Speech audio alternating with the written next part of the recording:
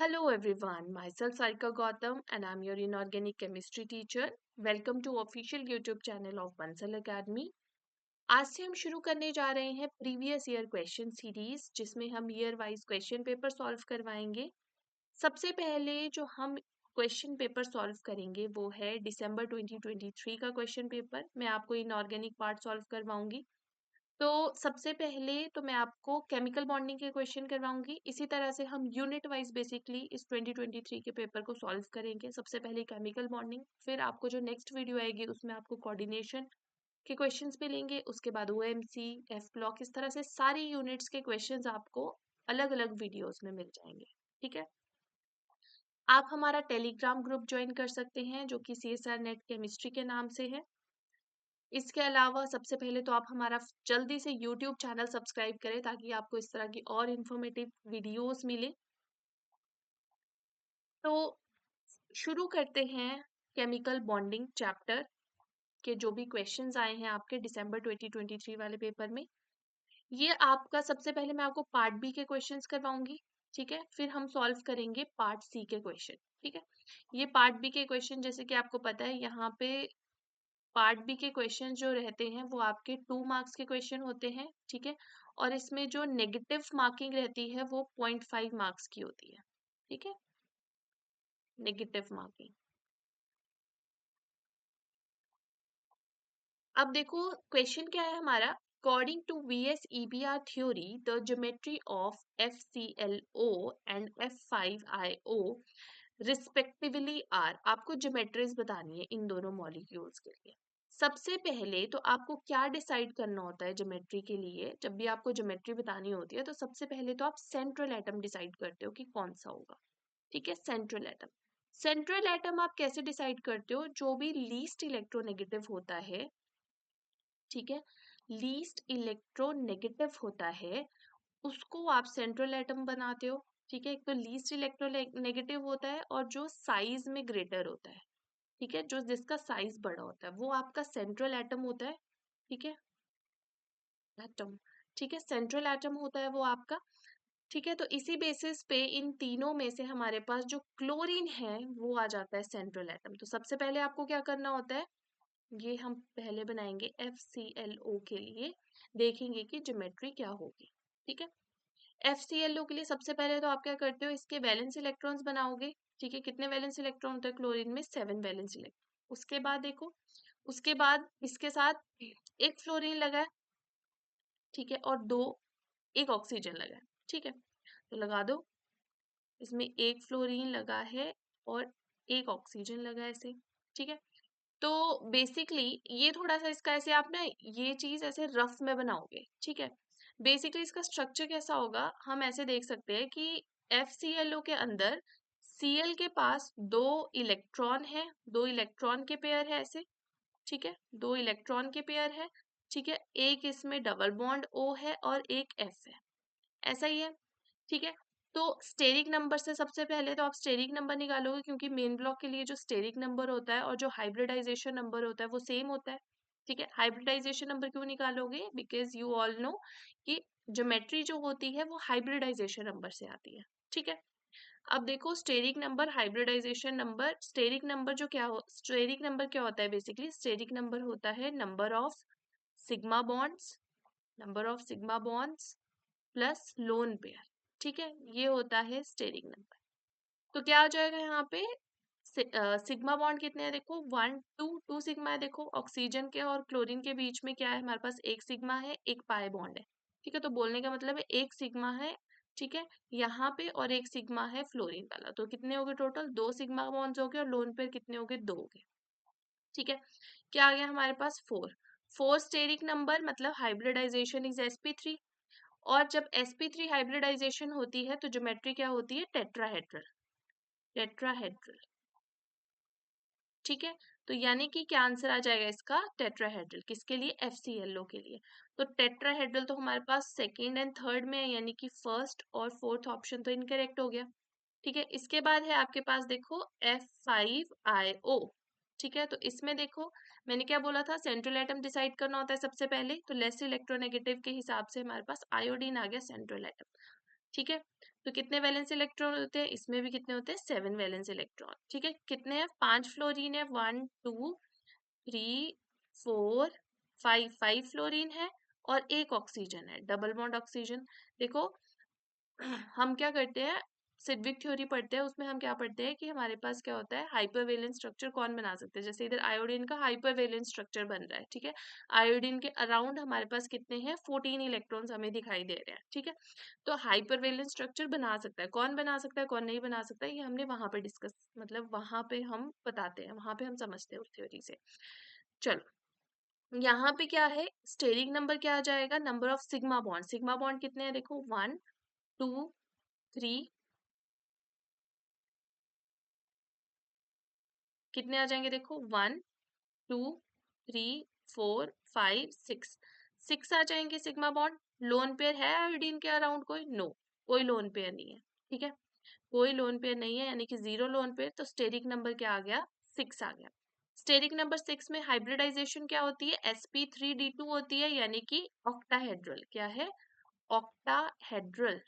ठीक है, यानी कि यहाँ पे ज्योमेट्री क्या आ जाएगी, ऑक्टाहेड्रल। तो इसका जो आंसर आ जाएगा वो आ जाएगा ऑप्शन 2, टेट्राहेड्रल एंड ऑक्टाहेड्रल। ठीक है, 2 मार्क्स का क्वेश्चन था और बहुत इजी क्वेश्चन था। तो ऑक्टाहेड्रल में क्या होगा, आयोडीन होगा, डबल बॉन्ड O आ गया। ठीक है, ये एक फ्लोरीन हमने यहाँ लगा दिया। ठीक है, एक फ्लोरीन हमने यहाँ लगा दिया। मतलब क्या होता है, ऑक्टाहेड्रल में एक स्क्वायर प्लेनर होता है, एक बॉन्ड ऊपर एक बॉन्ड नीचे, और एक फ्लोरीन हमने यहाँ लगा दिया। तो इस तरह से इसकी ज्योमेट्री बननी है। ओके,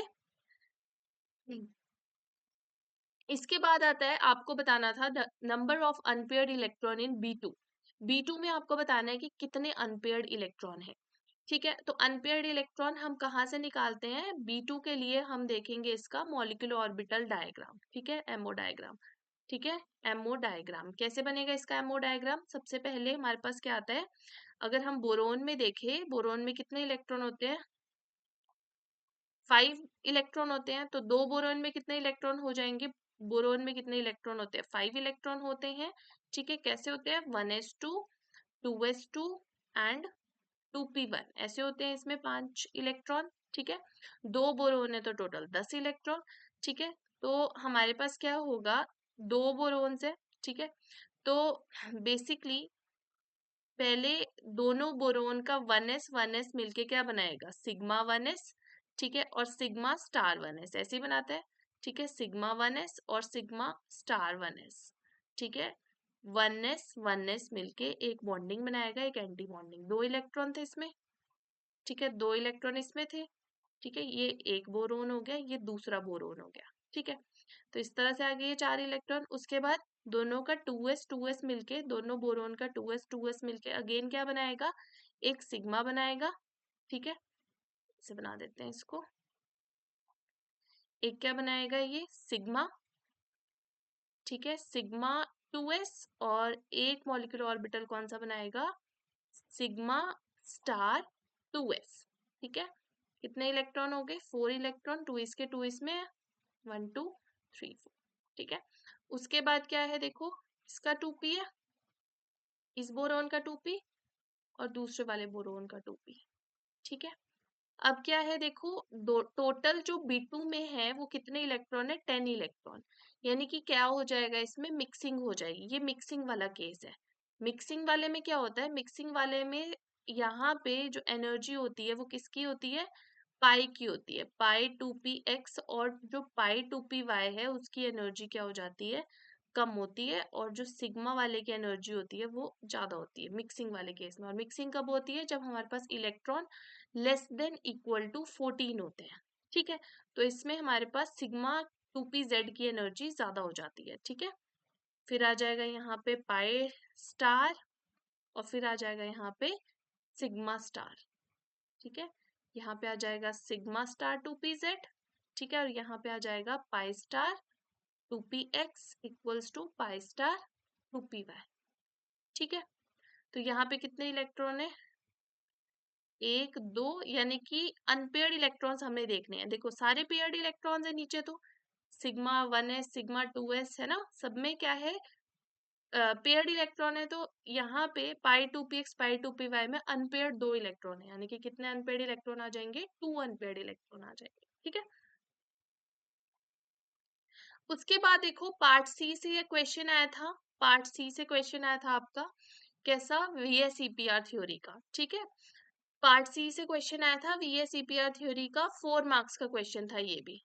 ठीक है, पार्ट सी में 4 मार्क्स के क्वेश्चन होते हैं और नेगेटिव मार्किंग 1 की होती है। ठीक है, उसके बाद देखो इसमें क्वेश्चन क्या आया था, according to VSEPR theory the shapes and geometry of SeF4 and BrF4 minus respectively are. आपको बताना है शेप और ज्योमेट्री बतानी है। ठीक है, किसकी, इन दोनों मॉलिक्यूल्स की। सबसे पहले क्या है, SeF4। ठीक है, अब बात करें शेप की और ज्योमेट्री की। ठीक है, तो ज्योमेट्री जो होती है, ज्योमेट्री तो हमारे पास हाइब्रिडाइजेशन नंबर से आती है। ठीक है, हाइब्रिडाइजेशन नंबर से आती है, जैसे कि हाइब्रिडाइजेशन नंबर अगर 1 है तो ज्योमेट्री हो जाती है हाइब्रिडाइजेशन नंबर अगर 2 है तो ज्योमेट्री हो जाती है लीनियर, हाइब्रिडाइजेशन हो जाती है SP। हाइब्रिडाइजेशन नंबर 3 है तो हमारे पास ज्योमेट्री हो जाती है, हाइब्रिडाइजेशन हो जाती है SP2, ज्योमेट्री हो जाती है ट्राइगोनल प्लेनर। ठीक है, इस तरह से। ठीक है, वैसे ही अगर हमारे पास 3 4 होता है तो ज्योमेट्री हो जाती है टेट्राहेड्रल, हाइब्रिडाइजेशन हो जाती है SP3।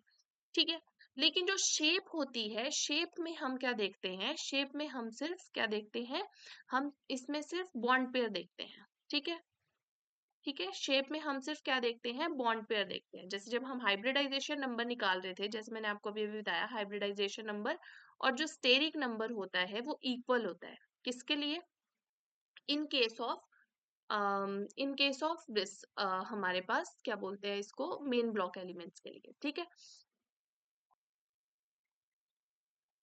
तो मैंने आपको बताया कि स्टेरिक नंबर और हाइब्रिडाइजेशन नंबर जो होता है वो सेम होता है, और क्या होता है वो, sigma bond plus lone pair. ठीक है, sigma bond plus lone pair, यानी कि जब अभी हम ज्योमेट्री निकालते हैं तो ज्योमेट्री निकालने के लिए हमें बॉन्ड पेयर भी कंसीडर करना पड़ता है और साथ में लोन पेयर्स भी कंसीडर करने पड़ते हैं, वेयर एज हम जब भी शेप निकालते हैं हमें सिर्फ बॉन्ड पेयर्स ही कंसीडर करने होते हैं। ठीक है, तो SeF4 के लिए करते हैं। देखो SeF4 में पहले तो सेलेनियम जो Se है वो आपके पास सेंट्रल एटम आ जाएगा। कितने वैलेंस इलेक्ट्रॉन्स होते हैं, ऑक्सीजन की फैमिली में आता है ना ये, उससे टेपो। ठीक है, तो ऑक्सीजन में कितने होते हैं, 6 वैलेंस इलेक्ट्रॉन, तो सेलेनियम में भी 6 वैलेंस इलेक्ट्रॉन होंगे। ठीक है, तो यहाँ पे हमारे पास क्या आ गए, 4 फ्लोरीन आ गए। ठीक है, तो यहाँ पे अगर हम इसका स्टेरिक नंबर निकालेंगे तो क्या आ जाएगा स्टेरिक नंबर, सबसे पहले ज्योमेट्री निकालते हैं। ज्योमेट्री निकालने के लिए हमें क्या चाहिए, हाइब्रिडाइजेशन नंबर, जो कि स्टेरिक नंबर इक्वल ही होंगे, तो क्या आ जाएगा वो, सिग्मा बॉन्ड कितने हैं, 4 सिग्मा बॉन्ड है, एक लोन पेयर है यानी कि 5। ठीक है, तो हाइब्रिडाइजेशन नंबर 5 का क्या मतलब हुआ, 5 का मतलब हुआ TBP, ट्राइगोनल बाय पिरामिडल। ठीक है, TBP हो गया। ठीक है, TBP में हमारे पास क्या है, हाइब्रिडाइजेशन क्या होती है, SP3D होती है। ठीक है, अब TBP यानी कि जो SeF4 है इसकी जो ज्योमेट्री है दैट इज TBP।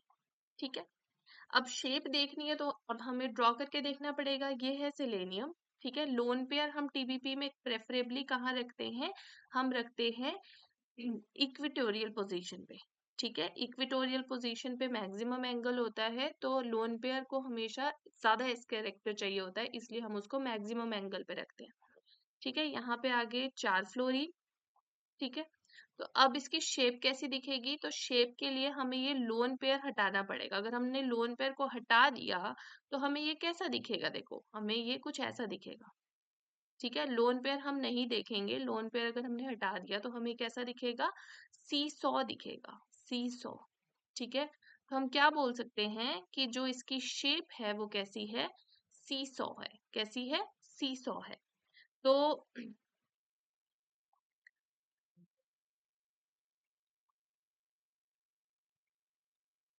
जो हमारे पास शेप है SeF4 की वो है सीसॉ, और ज्योमेट्री क्या है इसकी, TBP।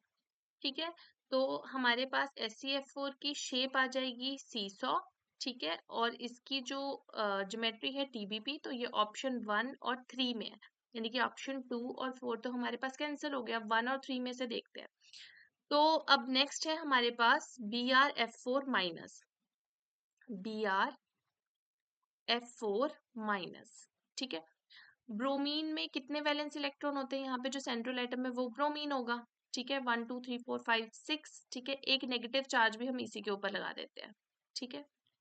कितने हैं इसमें? 7 वैलेंस इलेक्ट्रॉन होते हैं। एक नेगेटिव चार्ज है इस मॉलिक्यूल के ऊपर, वो भी हमने ब्रोमीन के ऊपर लगा दिया, ठीक है। 4 फ्लोरीन है इस पे, ठीक है। 4 फ्लोरीन हमने लगा दिए, ठीक है। अगर हम यहाँ पे इसका हाइब्रिडाइजेशन नंबर निकालते हैं, क्या आ जाएगा? कितने सिग्मा बॉन्ड्स है? 4 सिग्मा बॉन्ड्स है और 2 लोन पेयर है। 4 sigma bond plus lone pair, हमारे पास कितने हैं? लोन पेयर है 2, ठीक है। 4 सिग्मा बॉन्ड्स है, ठीक है, और लोन पेयर है 2, तो टोटल कितने हो गए हमारे पास? हाइब्रिडाइजेशन नंबर आ गया 6, ठीक है। 6 हाइब्रिडाइजेशन नंबर में हमारे पास जो ज्योमेट्री होगी वो क्या होगी? ऑक्टाहेड्रल, ठीक है। ऑक्टाहेड्रल, ठीक है। ऑक्टाहेड्रल, ऑक्टाहेड्रल में हम कैसे बनाएंगे? Br, ठीक है। 2 लोन पेयर है, फ्लोरीन जो है वो आ जाएंगे स्क्वायर प्लेनर में, और जो लोन पेयर्स है वो हमारे पास आ जाएंगे इस तरह से, दोनों एक्सियल ऐसे पोजीशंस पे, ठीक है, ऑपोजिट, ठीक है। क्योंकि VSEPR थ्योरी हमारे पास क्या बोलती है कि लोन पेयर्स की प्लेसमेंट हम इस तरह से करते हैं कि लोन पेयर्स में हमारे पास मिनिमम रिपल्जन्स हो, ठीक है। तो लोन पेयर को हमें कहाँ रखना पड़ेगा? आपस में वो 180 डिग्री के एंगल पे जब होंगे लोन पेयर, ठीक है, तो उनमें मिनिमम रिपल्जन्स होगी, ठीक है। तो ये हमारे पास क्या बन गया? BrF4 माइनस, ठीक है। तो इसमें हमारे पास कैसा है? देखो मैंने क्या बताया था आपको, जब भी आप शेप देखोगे तो लोन पेयर्स नहीं देखोगे। अगर लोन पेयर्स को आप नहीं देखते हो तो आपको ये कैसा दिखेगा? एक स्क्वायर प्लेनर की तरह दिख रहा है ना, देखो Br है और 4 फ्लोरीन है ऐसे, तो इसकी शेप कैसी होगी? देखो एक स्क्वायर प्लेनर की तरह, तो यानी कि इसकी जो शेप है वो क्या है? स्क्वायर प्लेनर, ठीक है, स्क्वायर प्लेनर। तो क्या आ जाएगा? देखो इसका आंसर हमारे पास स्क्वायर प्लेनर है इसकी शेप, और जो इसकी ज्योमेट्री है वो है ऑक्टाहेड्रल, ठीक है। तो आपने ये ध्यान रखना है कि जब भी आप शेप निकालोगे तो उसमें आपने लोन पेयर्स को नहीं देखना है, ठीक है। और जब आप ज्योमेट्री निकालोगे तो आपने उसमें लोन पेयर और बॉन्ड पेयर दोनों को कंसीडर करना है, ठीक है। तो इस तरह के देखो 2 क्वेश्चंस आए थे आपके, एक 4 मार्क्स का और एक 2 मार्क्स का क्वेश्चन, जो कि VSEPR थ्योरी को ही फॉलो करते हैं। VSEPR थ्योरी भी आपने अप्लाई करनी है, ठीक है, जो कि इलेक्ट्रॉन रिपल्जेंस के बारे में बात करती है, ठीक है। तो लोन पेयर्स को आपने प्लेसमेंट कहाँ करनी है? पाई बॉन्ड की प्लेसमेंट कहाँ करनी है? जहाँ पे मिनिमम रिपल्जेंस हमारे को पूरे मॉलिक्यूल में देखने को मिलेगी, ठीक है। ओके, तो ये आपके क्वेश्चंस आए थे किसमें? दिसंबर 2023 में केमिकल बॉन्डिंग के, ठीक है। तो थैंक यू सो मच।